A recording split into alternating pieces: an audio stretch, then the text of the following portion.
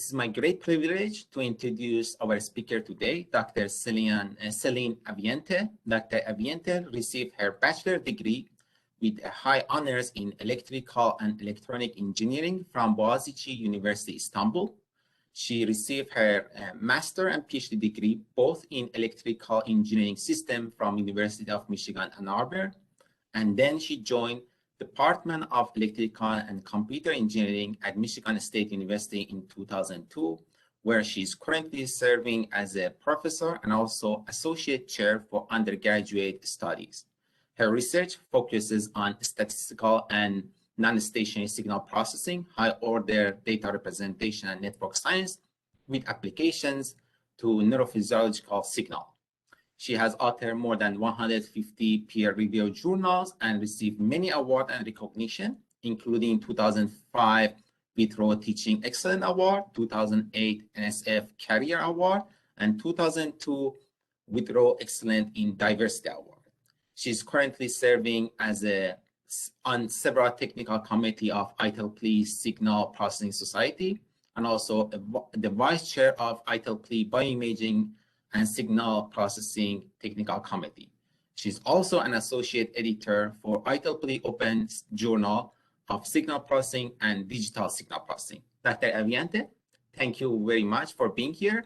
And without further ado, I will let you take it from here. Okay. Well, thank you for the introduction, and also thank you for inviting me to talk this morning about cross-frequency coupling in the brain. So the overview of my talk today, I'll first give an introduction on cross-frequency coupling in the brain and what we mean by that. And after discussing different mechanisms of cross-frequency coupling, in this talk, we're going to focus on one particular mechanism, which is known as phase-amplitude coupling. I'll first introduce the existing measures and methods to quantify phase-amplitude coupling in the brain, and then I'll introduce our recent method based on time frequency representations, especially in particular a complex time frequency distribution, to quantify the phase amplitude coupling. In the next part of the talk, I'll present two different extensions of phase amplitude coupling analysis. One will be to take this analysis from the univariate or within channel phase amplitude coupling to look at the coupling across the whole brain, which we call the multivariate phase amplitude coupling. The second extension that I will talk about is dynamic phase amplitude coupling, taking phase amplitude coupling from a predetermined window average metric to a time varying metric that changes across time. And finally, I will summarize the contributions of this work and talk about some future directions. So it's well known that electrophysiological brain oscillations in multiple frequency bands have been linked to a range of cognitive and perceptual processes. And these different frequency bands play an important role in neural computation and different cognitive processes in the brain. So one important question in neuroscience to answer is, how is this neural activity at different frequency bands coordinated across different spatial and temporal scales? And to be able to fully understand this, we need to look at the cross-frequency coupling. So cross-frequency coupling, it basically explains how oscillations at different frequency bands interact with each other.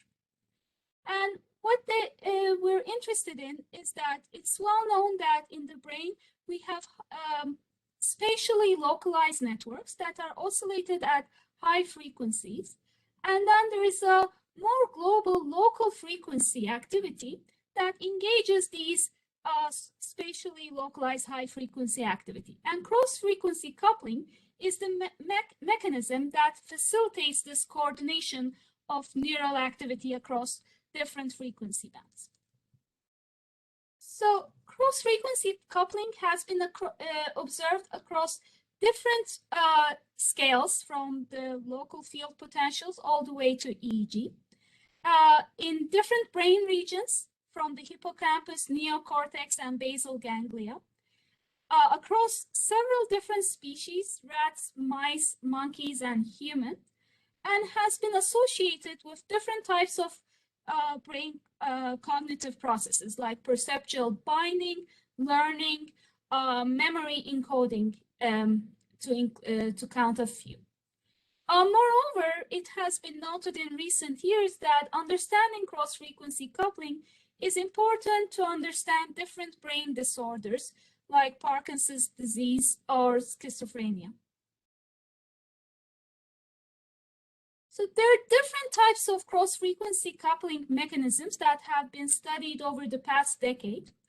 The most commonly studied forms of cross-frequency coupling, the first three ones, are amplitude coupling, which looks at how the correlation amplitude modulations in one frequency band depend on the amplitude modulations in another frequency band. So in this figure, figure B shows an example of amplitude coupling.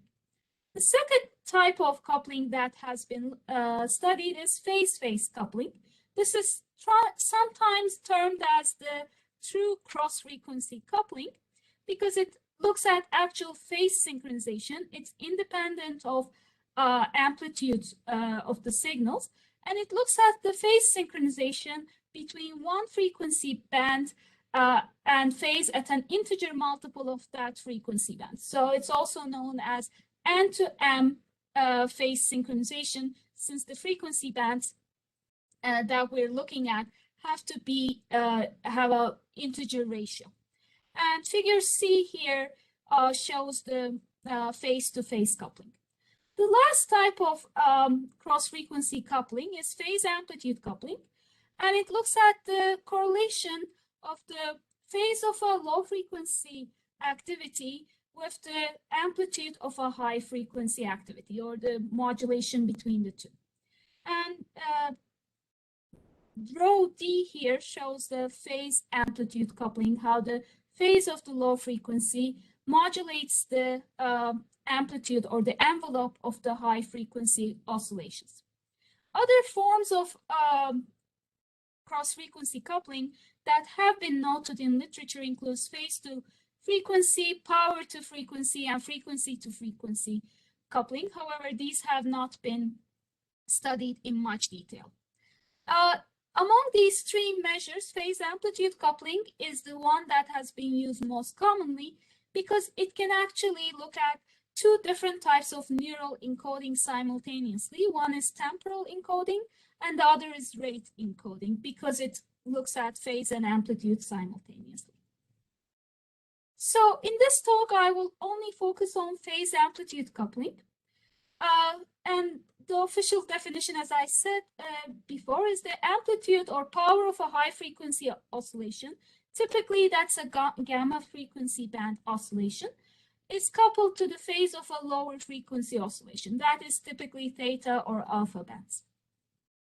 Phase-amplitude coupling recruits local networks oscillating at high frequencies to form functional global networks, and in this way optimizes the transfer and integration of information. There is a lot of evidence for phase-amplitude coupling in different brain regions and different cognitive processes. So there's evidence showing dynamic coupling between alpha phase and gamma amplitude during visual binding. There's also work that shows that performance improvement that is related to the strength of theta gamma coupling during the course of learning. And finally, there is a lot of evidence supporting the role of PAC during working memory tasks. And in particular, looking at theta alpha phase modulating the amplitude of beta oscillations. In this talk, the cognitive process that I'm going to focus on is error monitoring. There has been a lot of study of error monitoring, and in particular, how cognitive control networks are involved in action monitoring and error monitoring. So prior studies indicate that during the following an error, that a subject makes an error in a trial, the cognitive control networks are recruited. to take action to correct for the error. These control mechanisms are mediated by the prefrontal cortex regions, in particular the anterior cingulate cortex and medial prefrontal cortex.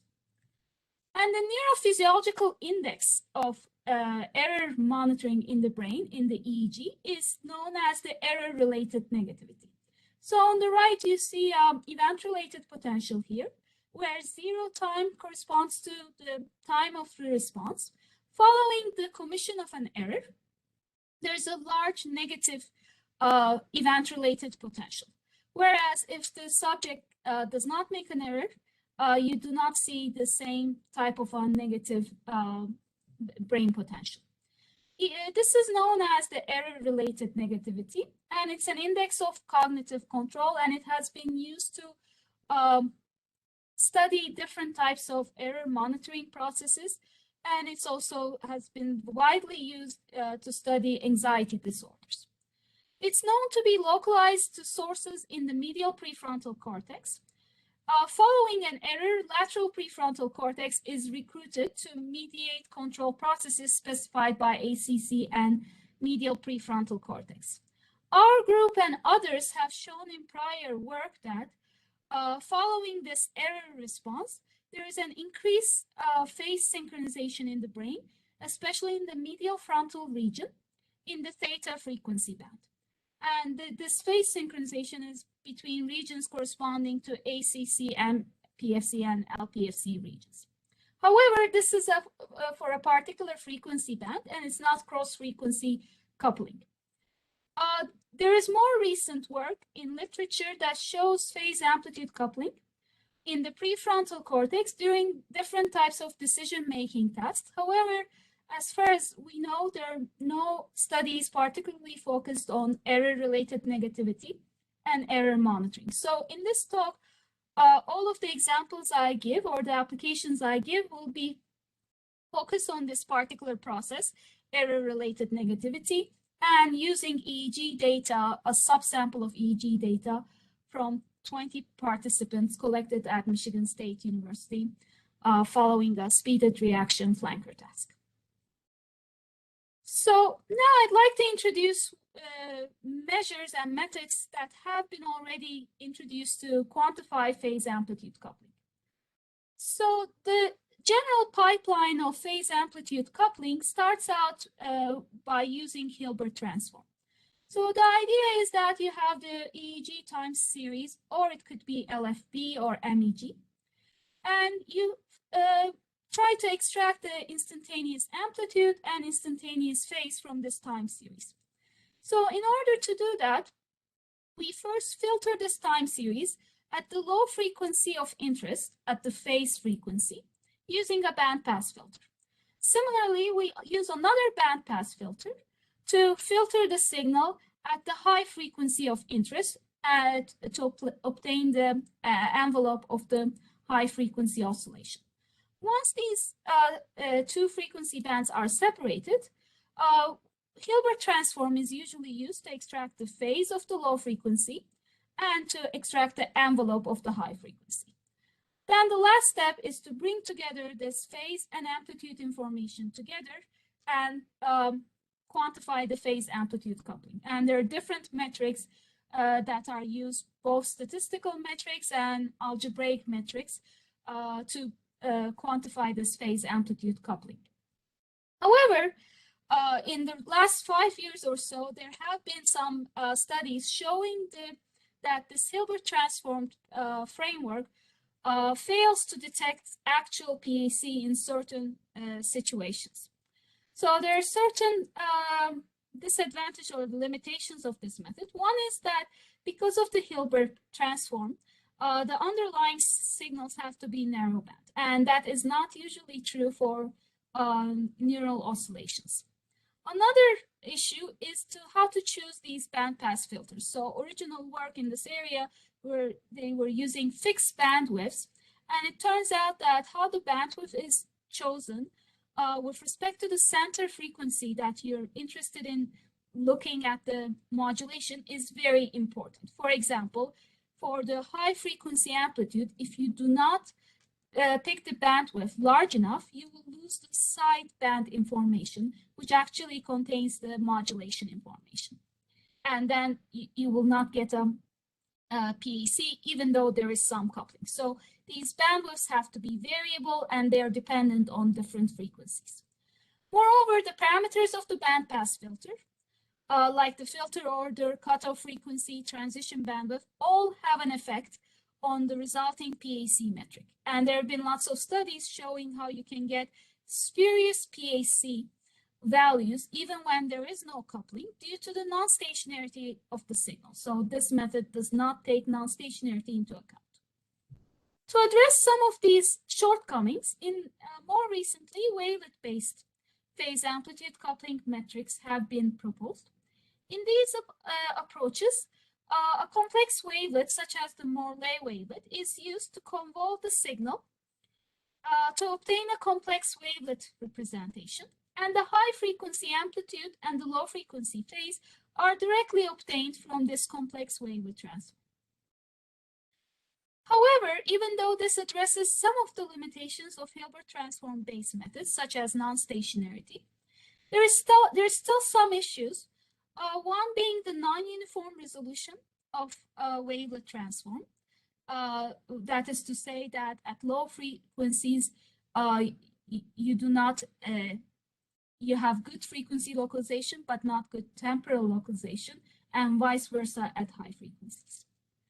Moreover, the choice of the analysis input frequency range and the different wavelet parameters also influence the results. In order to address these issues with bias and resolution limits that are encountered in Hilbert transform and complex wavelet based PEC approaches, we have recently introduced a new time frequency distribution based approach. So this is based on our prior work in complex time frequency analysis, which we call this distribution reduced interference Rihajek distribution. So this is a distribution that belongs to the class of well-known quadratic Cohen's class of distribution. So it's a bilinear distribution, it's not a linear transformation, where we look at the autocorrelation of the signal with itself. We apply some sort of a filtering here, and then there's a two-dimensional Fourier transform to transform it back to the time frequency domain. This is a complex distribution because of the kernel function that we use, which is the Rihajek kernel. Because it's complex, we can extract both the amplitude and phase information without any bandpass filtering. It has uniformly high resolution in time and frequency. And because it's a Cohen's class distribution, it has some other additional nice properties, such as satisfying the marginals and preserving the energy of the signal, which turns out to be useful in extracting unbiased estimates of the envelope and the phase. So the general methodology is, after we compute this complex distribution, we extract the high frequency amplitude around the bandwidth of interest by computing a frequency constraint time marginal. So this becomes a marginal as a function of time, and it gives us some idea about the envelope of the high frequency oscillation.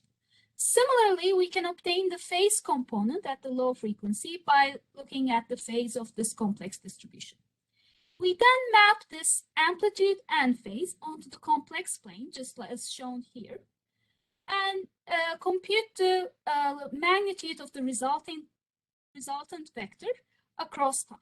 So if these amplitude phase, the vectors that we form from the amplitude and the phase, if they're uniformly distributed around this circle, the length of the resulting vector will be very small, indicating small coupling or no coupling between phase and amplitude. On the other hand, if these vectors in the complex plane all align around a certain direction, the resultant vector will have a larger magnitude, indicating strong phase amplitude coupling. This metric is known as the mean vector length, and it's been commonly used. The only thing that's new is the way that we extract the amplitude and phase is different than prior approaches. And moreover, there are other metrics that could be used to quantify the phase amplitude coupling. So once we extract our amplitude and phase, we can put them as inputs to any of the other metrics like modulation index. So this is an illustration of how our method works. So this is a signal that has phase amplitude coupling. We compute the time frequency distribution. Over here, we show the time frequency distribution, only a part of it corresponding to the high frequency of interest. And over here, we show the same distribution over the low frequency bands of interest. Once we obtain the high frequency part of the time frequency distribution, we compute the time marginal by basically adding up around the bandwidth of interest, and we obtain a signal envelope estimate using this complex distribution. Similarly, we have this activity around the low frequency phase of interest. First thing we do is to detect whether there is any true coupling between the phase and amplitude. To do that, we take this time marginal and compute its power spectral density. If the peak of the power spectral density occurs at the low frequency of interest, that means there is possible coupling. If that does not exist, then there is no reason to continue any further because there is no coupling. In this case, this was 6 Hertz, and there is the phase activity at 6 Hertz. We extract the phase activity from this complex distribution and combine the envelope and the phase in this vector mapping approach and compute the coupling coefficient. And in this approach, I'm showing averaging across the time window, but later on, I will talk about averaging across trials as well. So I'd like to first illustrate the method for a synthesized signal. That's the sum of two components. One is a low frequency sinusoid, one is a high frequency oscillating signal whose amplitude is modulated by the low frequency sinusoid. And these two signals are added with additive noise. In this case, we know that there is coupling between 10 Hertz and 60 Hertz. And in the bottom, we show the co-modulograms, which is a frequency versus frequency plot, showing the strength of the coupling across different frequencies. On the left, we see the proposed method. On the right, we see the Hilbert transform-based PAC co-modulogram. So we can see that with our method, we can get really high resolution, peaking at 10 and 60 Hertz, exact frequencies of the coupling, with a very narrow bandwidth.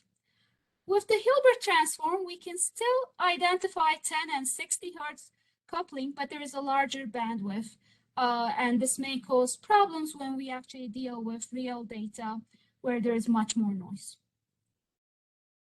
Next, I'd like to show how we apply this to our EEG data, in particular to the study of error monitoring that I talked about at the beginning. So we focus on the time window corresponding to that ERN waveform, which is the first 0 to 100 milliseconds after the response. And in this case, we're looking at average co-modulograms, average across subjects, within that time window. And we're looking at error responses versus correct responses using both our method, time frequency method, and wavelet co-modulogram. I'm not showing the Hilbert co-modulograms as they look very similar to the wavelet ones. So in both cases, the top plot shows the co-modulograms for correct response, and the bottom plot shows the co-modulogram for error response. For both methods, we see that the strength of coupling is much higher for error versus correct, and that was expected. Moreover, we see that the resolution with our method, the time frequency method, is much better compared to the wavelet method. And we also observed a couple of other interesting mechanisms here. We see that during error response and also with correct, that there is theta gamma coupling, low gamma coupling. And there is also some alpha gamma coupling, but that is less in strength. And we see the same phenomena for all the methods and for both error and correct. So the most significant finding is that the theta gamma and alpha gamma PAC is significantly higher for error response versus correct. This was shown for a particular frontal central electrode. We then extended this analysis to the whole brain, where we compute the average theta gamma coupling. So we only focused on theta gamma coupling since that seemed to be stronger. We focus on average theta gamma coupling within each region or each electrode. So to do this, we basically look at the average of the comodulogram corresponding to the frequencies in the theta, which is about 3 to 8 hertz, and gamma band.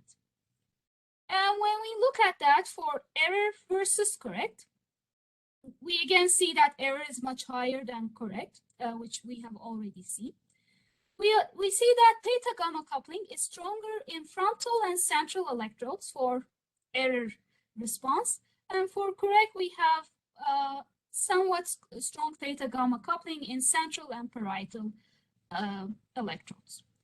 We then looked at the difference between these two plots, these two topo plots, to obtain a p-value topo plot showing which regions show a significant difference between error and correct responses, particularly for theta gamma coupling. And we note that FCZ is the most significant electrode, the frontal central, followed by other frontal and frontal central electrodes, and with some parietal regions. The significance of this finding is that in our prior work and in others who have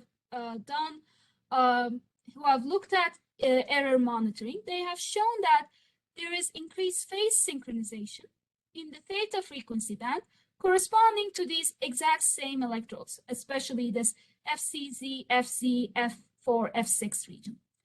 So we're kind of showing similar results, but now we're saying these regions not only have increased theta phase synchronization, they also have increased theta gamma coupling.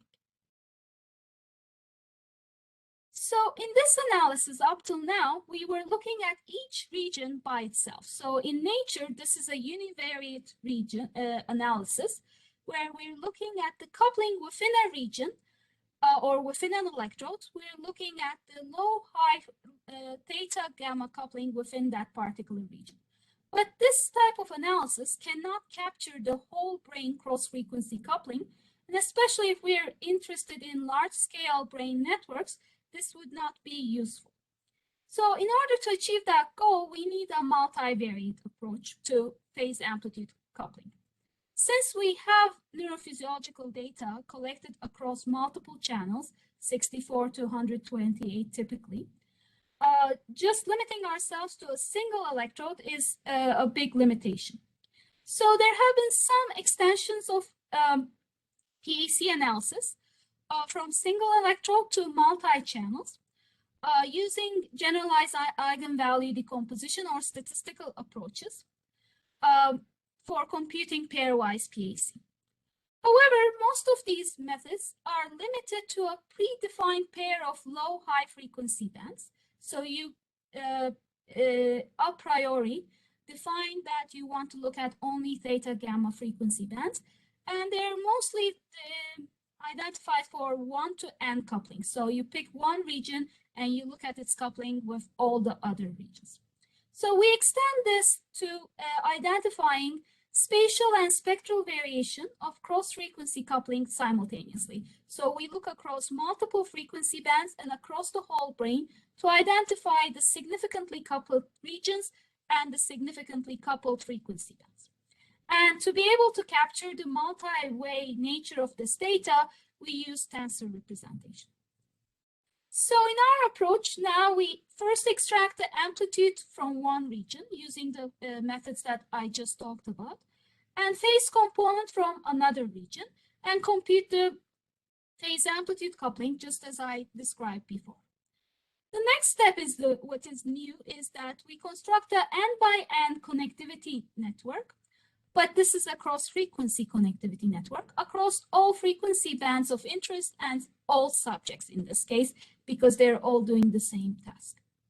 So we build a 4-mode tensor where the first n corresponds to the phase providing channels, the second n corresponds to the amplitude providing channels, and k is the number of low-high frequency band pairs. We then apply a higher order robust PCA to this tensor to obtain its low rank part and the sparse part. We hypothesize that the low rank part corresponds to baseline phase amplitude coupling that is common across subjects and different frequency bands. And we have some evidence to show this from prior work, and others have shown this for just regular frequency functional connectivity within a particular frequency band. And in this case, the sparse component corresponds to the significantly coupled phase amplitude providing channel pairs. This is an illustration of the overview of the method. For each subject, in this work, we focused on delta gamma, theta gamma, alpha gamma, and beta gamma bands. And for each one of them, we constructed this n by n cross-frequency coupling network. We then repeated this across all subjects and put these together in a tensor, followed by this tensor decomposition. After we get the sparse part, we look at the slices of this sparse part of this decomposition to identify which frequency bands show significant coupling and which electrode pairs. So here I'm basically showing that information in a topomap format. So in our analysis of the same data set, we found out that only the theta gamma band showed significant coupling compared to all the other frequency bands. And we plot that particular slice across all subjects for error response and correct response. The color scale here indicates the number of subjects that actually showed that particular coupling connection or coupling pair. So if the color is darker, that means a majority or most of the subjects had that particular coupling mode. And the direction of the arrows here correspond to the phase to amplitude coupling. So the arrows start at the phase providing channel and go to the amplitude providing channel. So a couple of things that we notice. For the error response, we see a lot of subjects showing coupling between theta activity in the frontal central region coupled to gamma activity in parietal region. So FCZ to P6 here, FCZ to P7. In the correct response, we have more frontal theta activity coupled with gamma activity in occipital and parietal occipital region. So there's slight difference in the network formation. So the nice thing about this result, especially for the error, is that in the previous univariate analysis, we showed significant coupling, theta gamma coupling within electrodes associated with the frontal, central, and parietal regions. However, we did not know which of these regions were the phase providing channels and which ones were amplitude providing channels. So with this analysis, we can actually answer that question, showing that the theta activity is localized in the frontal channels, frontal central channels, and the gamma activity is localized in the parietal and occipital channels. In the next section, we will extend this work from the non-stationary, from the average PAC analysis to a time-varying PAC analysis. So everything that I've presented up till now was looking at average PAC within the time window of interest. And in our case, that time window was the first 100 milliseconds following the response. However, we know that brain activity is dynamic. So there's no reason to assume that phase amplitude coupling is stationary. So we need a method that can capture the dynamic nature of the coupling. And this has been noted by others in literature. So Wojtek has presented an event-related PAC. What he does is, instead of averaging across time, when he computes the mean vector length, for example, he averages across trials. And in this manner, there is a time-varying information. Another more recent work is looking at time-resolved PAC, or using a sliding time window. However, when you're using a sliding time window, there's a lot of dependence on the selection of the window length and how much the windows overlap in time. So these windows may not adapt to the actual signal dynamics. So in our work, we have recently proposed a data-driven PAC measure based on the matching pursuit algorithm. So the main idea is we want to get first, for a given signal, we want to obtain a sparse representation of that signal using elements of an overcomplete dictionary with atoms GK. This is very commonly done in EEG analysis and other neurophysiological data. If you choose the dictionary carefully, and for EEG, there's a lot of work indicating frequency modulated Gaussians, or Gabor logons, are very appropriate and form a good basis to model the neurophysiological oscillations. And they actually provide you with a very sparse representation of the signal. So we first obtain a approximation of the signal using these time frequency localized atoms, or basis functions. We then identify atoms that fall within the same time window or have similar time support. To do that, we use a k-means clustering algorithm.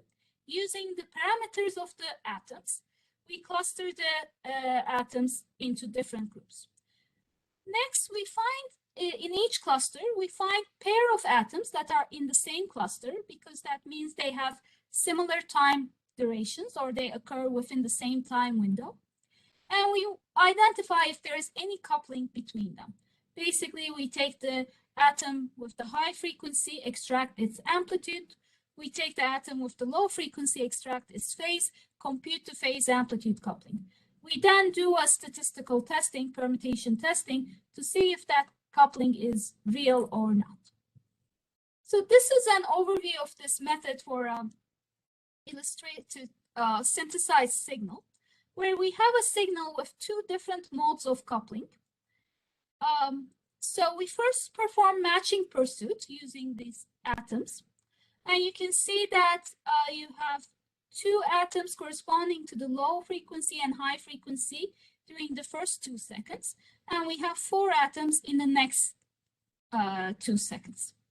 From these atoms, we extract their start time, stop time, and their time spread. And using these as the parameters or the features in our clustering algorithm, we identify 2 clusters. In this case, there are only 2 clusters because there are 2 different time periods where there are 2 different modes of coupling. For each atom in each cluster, we extract the amplitude of the high frequency atom and the phase of the low frequency using Hilbert transform. So a side note here is that the reason we use Hilbert transform here as opposed to our own time frequency based method is because these atoms are already localized in frequency, so they're narrow band, so we don't have to do any extra bandpass filtering. So using Hilbert transform here is fine.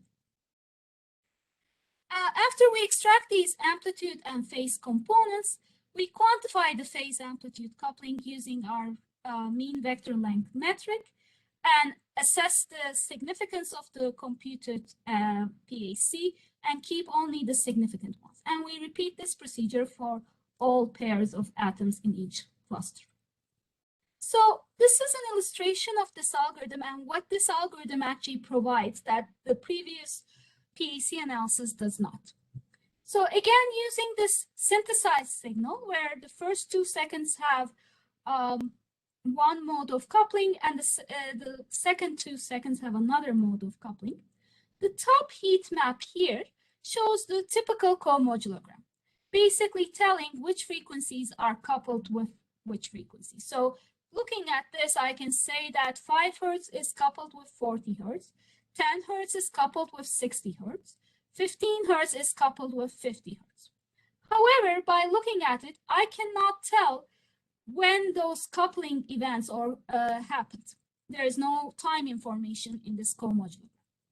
So using our approach, now we know that during the first 2 seconds, we know that 15 Hertz and 50 Hertz exist. So this coupling event that you see here happens in the first 2 seconds. In the last 2 seconds, we have 4 atoms, and they correspond to 5 Hertz, 10 Hertz, 40 Hertz, and 60 Hertz. So by combining this information with the comodulogram, I can say that 5 Hertz to 40 Hertz coupling and 10 Hertz to 60 Hertz coupling happens in the last 2 seconds of this signal. So it provides an additional plot and additional time information. We apply this method to our EEG data during error monitoring, but now this time we're not limiting ourselves to any predetermined time window. We're looking at the whole data, pre-response to post-response. We're looking at a single channel FCZ, since that happens to be an important channel from our previous analysis. And we look at error versus correct. On the top, we see the comodulograms that showed some theta gamma coupling and also alpha gamma coupling, which is what we observed before in our prior analysis. And similarly, for correct response, there is some theta gamma and alpha gamma, but it's much weaker. With our new method, now we have the time information. So this is time versus the low frequency, which shows us that the theta activity happens during the first 200 milliseconds following the response, whereas the alpha activity occurs later on from 200 to 300 milliseconds. Similarly, the gamma that is coupled with the theta band is lower in frequency in 45 Hertz. And the alpha that is coupled to the gamma that is coupled with alpha is higher gamma, around 65 Hertz or so. So now we can actually resolve these different coupling modalities or modes across time. We can also extend our topomap analysis, just like we did with the original PAC metric, but now we can do it in a time-varying manner. Here we're showing the error correct difference p-value topomaps for pre-response, during response, and post-response time windows. And on the top we're showing the theta gamma band, and on the bottom we show alpha gamma band. So the most striking thing that we noted here is the most significant difference between error and correct response for theta gamma band occurred during the response time window, and it's concentrated around the frontal, central, and parietal regions. And these regions are exactly the regions we extracted before for our average PAC analysis as well. But now we can also find that the most significant difference between error and correct for alpha gamma coupling occurs in the post-response time window, and that is spatially located in the frontal regions and occipital regions. So we have a time resolution that we did not have before. So I'd like to now summarize what we have talked about and talk about some future directions. So we introduced a complex time frequency distribution based phase amplitude coupling measure, which has increased resolution. It takes the non-stationarity of the oscillations into account, and it does not use any bandpass filtering, so there's no dependence on filter parameters. We then extended this metric from a single channel or a univariate analysis to multi-channel analysis across multiple frequency bands using a tensor-based approach. And finally, we extended PAC from time average to time varying case, where we use a data-driven approach to identify the coupling duration. So in our approach with the matching pursuit, there is no fixed window length. The window length is really driven by the data and is determined by the spread of the atoms that are selected. We applied all these methods to a study of error monitoring where we showed strong theta gamma coupling associated with ERM. And to some extent, we also found some alpha gamma coupling. But this theta gamma coupling has been observed before for decision-making tasks, so that's in line with that prior work. We also identified that this theta phase activity is mostly concentrated in the frontal regions, which we already knew from our prior work in theta phase synchrony. However, new to this work is we also show that it's coupled with gamma amplitude in parietal regions. We also looked at the time dynamics of this coupling, which shows that the theta gamma coupling is associated with the response and occurs following right after the response, whereas the alpha gamma coupling is post-response. It's more like a P300. So some future work that we're considering, one is the directionality. So the current approaches do not indicate causality within PAC. So we cannot really answer the question, does the phase oscillation lead the amplitude modulation or vice versa? So what's the time delay between these different events? So we can extend methods from Granger causality and also literature in directed information measures to be able to quantify also this delay between the two time series and the directionality of phase amplitude coupling.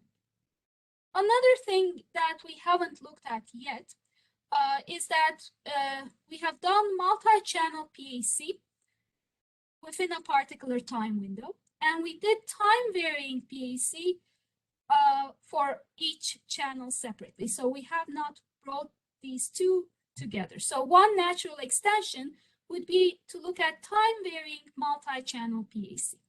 And that will introduce a higher order, like a 5-mode tensor. And if we want to really track the changes across time, we cannot really do a batch tensor decomposition across all time.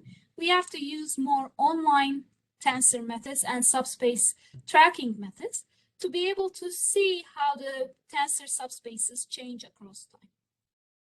And finally, one other extension of this work would be to extend the literature in functional connectivity network analysis of the brain using graph theoretic metrics such as the small world analysis of the brain or modularity analysis or community detection of the functional brain networks. We can extend that from a single frequency band to multiple frequency bands using multi-layer network models. So we're currently working on this, where each layer corresponds to a different frequency band, where the within frequency connections can be quantified using phase synchrony, and across frequency interlayer edges can be quantified using the PAC metric that we talked about. And finally, I'd like to acknowledge the support from National Science Foundation and NIH for this work, and my collaborators, Jason Mosher and the psychology department at Michigan State University, who conducted these studies and provided us with the EEG data. My undergraduate research assistant, who's been working on this for the past 4 years, Zoe, and my PhD student who has done the majority of this work, Taman Munya. And with that, I'd like to conclude and take any questions you may have, and thank you for your attention. Thank you very much. It was a very clear, interesting talk. I really appreciate that. So I would start with a question from our attendees. The first question is from Ashkan Faqiri. He's asking, why cross-frequency coupling exists in the brain? He's saying that in the man-made communication, we do something like cross-frequency coupling when we want to send different messages using the same channel without these messages being distorted. Is there something similar happening in the brain or what? Right, so this cross-frequency coupling actually, especially PAC, is very similar to AM radio. So the type of coupling we're measuring is actually in structure, and the math beyond it is exactly like AM.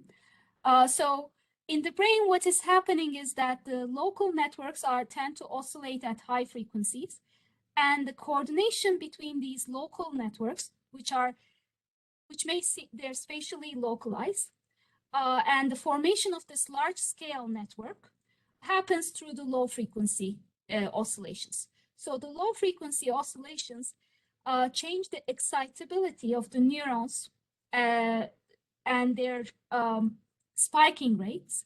So the spiking rates of these local networks is modulated or controlled by these low-frequency oscillations. So that's the meaning of cross-frequency coupling. Thank you. Ashkan has another question about your method. He's asking, your proposed method will tell us the frequency where the coupling is happening, but not if the phase or amplitude of frequency which is coupled. Essentially, he's saying that the dynamic phase amplitude coupling should be used with a static one or not. Not sure. I'm not sure I follow exactly. Ashkan, if you would like, I can unmute you to ask your question. Sure. Yeah. So I have two questions for myself. First, would you explain a little further on the multi-channel pack? Sure. I didn't clearly understand. Yes, in the right. So the multi-channel PCA analysis, this is not a new metric in a way. It's we're using our regular PAC metric. It's just a way of analyzing across multiple channels. So what we're doing, maybe I'll go to this figure.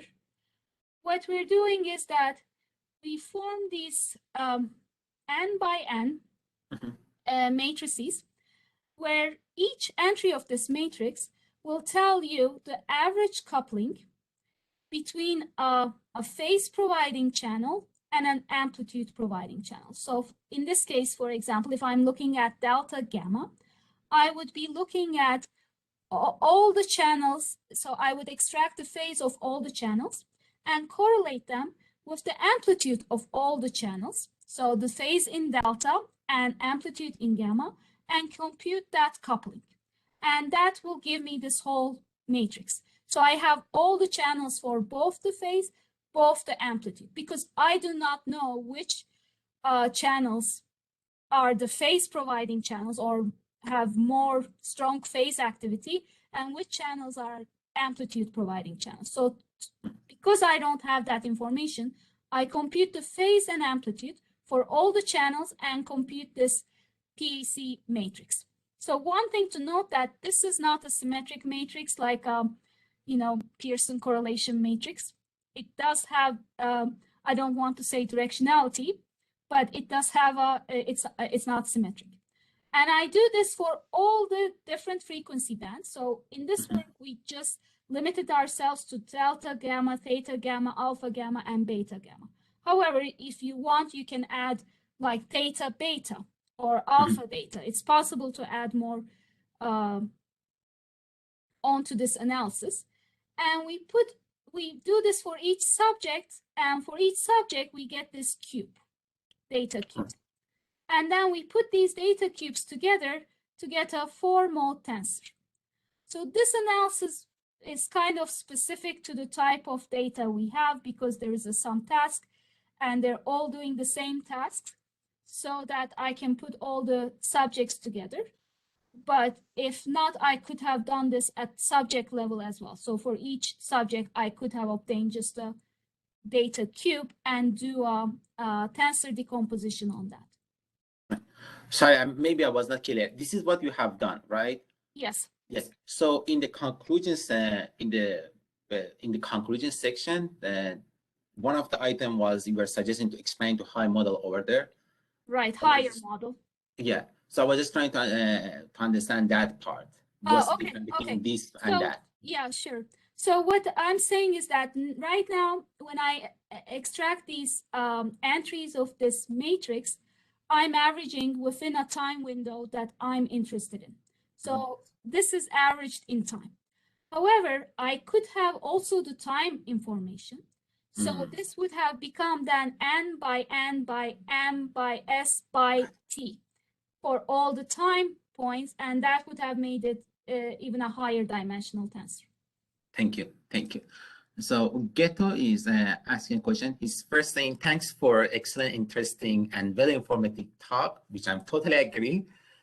So he has a couple of questions. The first question is there a way to quantify the correspondence of learning rate / success and theta gamma coupling or not? Yeah, that's an interesting question. I know that there are some groups have done some studies on that. So correlating the theta gamma coupling strength with the task performance rate. So there are some papers on that. In our study, we have not done that. So one interesting thing would be to look at the strength of theta gamma coupling in subjects, and if that theta gamma coupling is strong, for example, do those subjects following an error trial, do they tend to have more corrects, or do they try to correct their action afterward more than people who don't have a strong theta gamma coupling? So that would be an interesting thing to look at, but we haven't looked at that yet. So his second question is there any limitation in Riemann distribution, the distribution you used? So the biggest limitation, I would say, is computational complexity. I mean, that's not a big deal since we're not doing this in real time, but it's much more computationally expensive compared to Hilbert transform and compared to wavelet transform as well, because it's quadratic. So the computational complexity is like order of n log n. No, n log n is for wavelet. So this is more order of n square log n. So it's more computationally complex compared to the other methods. So that would be the first issue that I can think of. Other than that, we haven't encountered any major problems, at least not so far. So his other question, he has so many questions. So is there any he's asking about underlying, is there any molecular and cellular phenomena that justify phase amplitude coupling evident in different part of the brain of the species? And he's also asking if this justified observation in slide 24 or 25. Okay, so for justifying the phase amplitude coupling that we're observing, this is all very new, so there is not that much justification.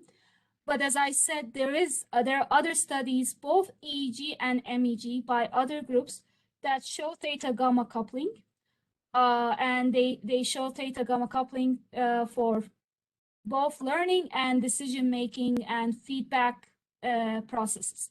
So since our process or our task is similar to those, theta gamma coupling is kind of well justified. However, what we're seeing in this slide in terms of the spatial localization, I haven't seen much on that. There are some works that show that they talk about both alpha gamma and theta gamma coupling controlled by the prefrontal cortex. So this is kind of in line with that, but it's not like there is a ground truth information that justifies this particular phenomenon for this particular task. However, in general phase amplitude coupling, there have been lots of studies both at the neural spike level and LFP level that show phase amplitude coupling, and a lot of it is in the theta gamma band. So that has been done in rats and mice and other species. That so there's prior support for the existence of EAC. Thank you. There is two questions regarding the causality piece, one from Carlos and also from Dr. Dahmala. I'm going to merge that. So the first question is, is there any consideration, is there any involvement of some sort of AR or ARMA model in Granger causality? And the other question is in your idea of the future work, you mentioned there is extension for the phase amplitude coupling with Granger causality. How would you be doing this, for example, by computing Granger causality between extract phase time series and amplitude, or there is some other way? So the most straightforward way, and we have started looking at this, is that we would extract the phase instantaneous phase time series and extract the amplitude time series, just like we have extracted, and then consider the simplest way to implement a Granger causality would be to basically implement an AR model and look at whether there is a dependence on whether the amplitude time series depends on past samples of the phase time series or vice versa. So building some sort of a multivariate AR model using these two time series as the inputs. So that's the first idea that I have, and we kind of played around a little bit with that. Thank you. There are a couple of more questions, if you don't mind, if you have time. Yeah. So the other question is from Kim Wien. I hope I didn't misspell his name, mispronounce. The question is, I was wondering what are the differences in the term of cognitive function for the phase amplitude coupling and low frequency phase coupling? Oh, okay. So if I understand it correctly, so phase coupling usually is like phase locking value. You usually concentrate in a particular frequency band, so something like a theta frequency band, and you find you extract the phase at that frequency band from two signals and look at the phase difference, and you look at the consistency of the phase difference. So the coupling metric is very similar, but what you're looking at is the consistency or the circular variance of the phase difference between two channels across time. Whereas with phase amplitude coupling, you have amplitude information coming from one channel and phase information coming from the other channel, and you kind of merge them together to get a single vector in this complex plane. And you look at, again, you're looking at a circular variance, but it's a different, it has a different meaning. Okay. So another question from Psychology.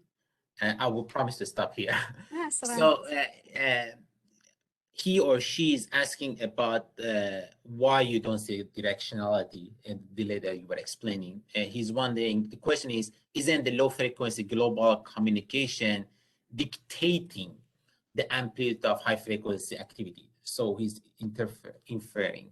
Yes, that is the common thought, and that is the common hypothesis. That's basically what everyone is thinking, is like low frequency theta phase is dictating the modulation of high frequency gamma amplitude. However, in our study, like we just started looking at this Granger causality, we have shown that, and this is still very preliminary result, that the amplitude activity at the high frequency is leading the phase activity. So there's a time lag between them, and it turns out that amplitude is leading the phase.